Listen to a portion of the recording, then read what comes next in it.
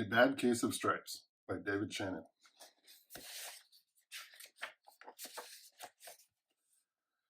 Camilla Cream loved lima beans, but she never ate them. All of her friends hated lima beans, and she wanted to fit in. Camilla was always worried about what other people thought of her. Today she was fretting even more than usual. It was the first day of school, and she couldn't decide what to wear. There were so many people to impress. She tried on 42 outfits, but none seemed quite right. She put on a pretty red dress and looked in the mirror. Then she screamed. Her mother ran into the room and screamed too. "Oh my heavens," she cried. "You're completely covered with stripes." This was certainly true. Camilla was striped from head to toe. She looked like a rainbow. Mrs. Cream felt Camilla's forehead. "Do you feel all right?" she asked. "I feel fine," Camilla answered. "But just look at me." "You get back in bed this instant," her mother ordered. "You're not going to school today." Camilla was relieved. She didn't want to miss the first day of school, but she was afraid of what other kids would say, and she had no idea what to wear with those crazy stripes.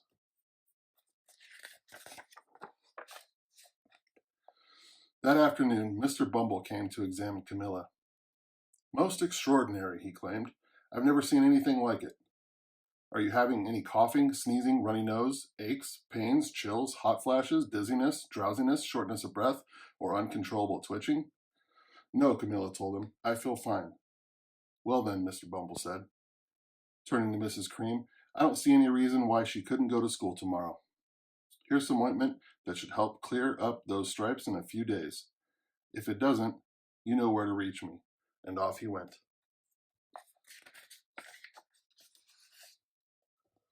The next day was a disaster. Everyone at school laughed at Camilla. They called her Camilla Crayon and Night of the Living Lollipop.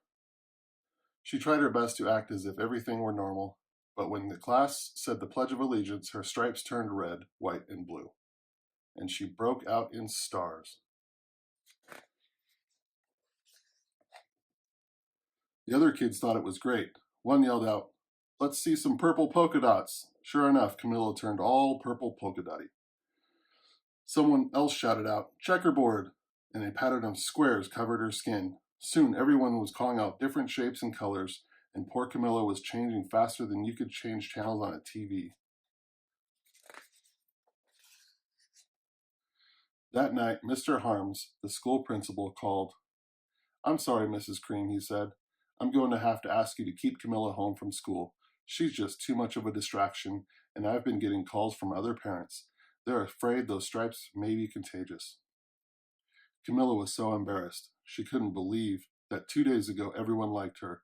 Now nobody wanted to be in the same room with her. Her father tried to make her feel better. "Is there anything I can get you, sweetheart?" he asked. "No, thank you," sighed Camilla.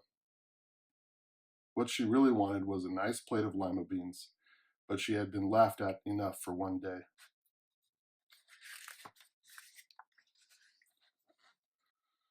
Well, yes, I see," Dr. Bumble mumbled when Mr. Cream phoned the next day. "I think I'd better bring in the specialist. We'll be right over." About an hour later, Dr. Bumble arrived with 4 people in long white coats. He introduced them to the Creams. "This is Dr. Grop, Dr. Sponge, Dr. Cricket, and Dr. Young." Then the specialist went to work on Camilla. They squeezed and jabbed, tapped and tested. It was very uncomfortable. "Well, it's not the mumps," concluded Dr. Grop. "Or the measles," said Dr. Sponge. "Definitely not the chicken pox," put in Dr. Cricket. "Or sunburn," said Dr. Young. "Try these," said the specialist. They each handed her a bottle filled with different colored pills. "Take one of each before bed," said Dr. Grop. Then they filed out the front door, followed by Dr. Bumble.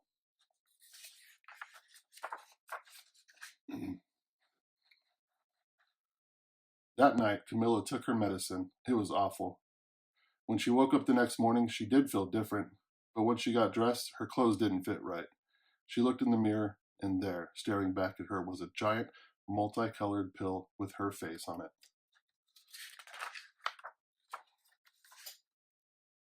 Dr. Bumble rushed over as soon as Mrs. Cream called, but this time, instead of the specialist, he brought the experts.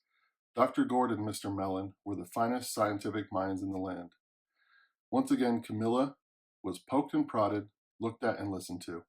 The experts wrote down lots of numbers, then they huddled together and whispered. Dr. Gord finally spoke. "It might be a virus," he announced with authority. Suddenly, fuzzy little virus balls appeared all over Camilla. "Or possibly some form of bacteria," said Mr. Mellon. Out popped squiggly little bacteria tails. "Or it could be a fungus," added Dr. Gord. Instantly, Camilla was covered with different colored fungus blotches. The experts looked at Camilla, then at each other. "We need to go over these numbers again back at the lab," Dr. Gord explained. "We'll call you when we know something." But the experts didn't have a clue, much less a cure.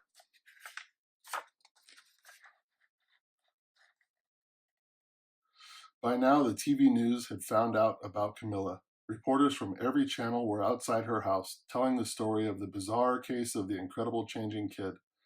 Soon, a huge crowd was camped out on the front lawn.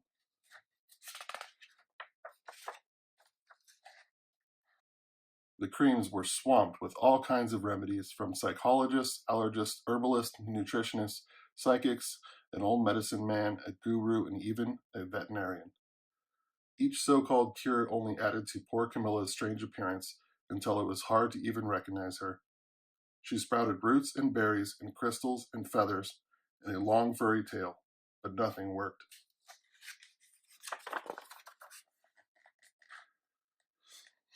One day, a woman who called herself an environmental therapist claimed she could cure Camilla. "Close your eyes," she said, "breathe deeply, and become one with your room." "I wish you hadn't said that," Camilla groaned. Slowly, she started to melt into the walls of her room. Her bed became her mouth, her nose was a dresser, and 2 paintings were her eyes. The therapist screamed and ran from the house. "What are you going to do?" cried Mrs. Cream. "It just keeps getting worse and worse," she began to sob. At that moment, Mr. Cream heard a quiet little knock at the front door. He opened it, and there stood an old woman who was just as plump and sweet as a strawberry. "Excuse me," she said brightly, "but I think I can help."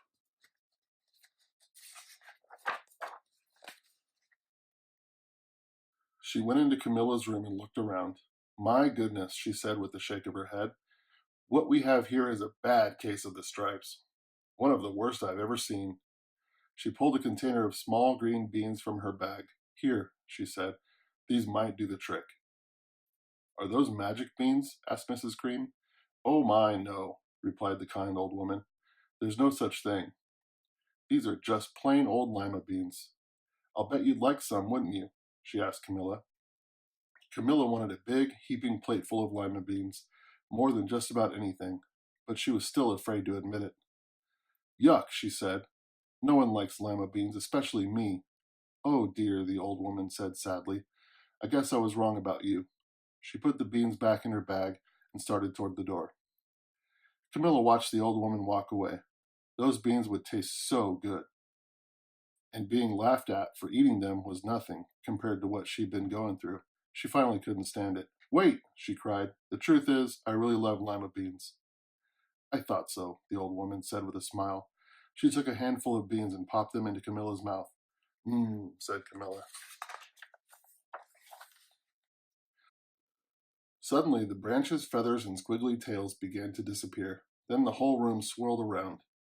When it stopped, there stood Camilla, and everything was back to normal. "I'm cured," she shouted. "Yes," said the old woman.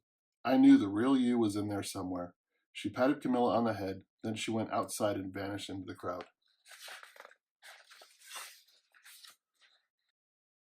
Afterward, Camilla wasn't quite the same.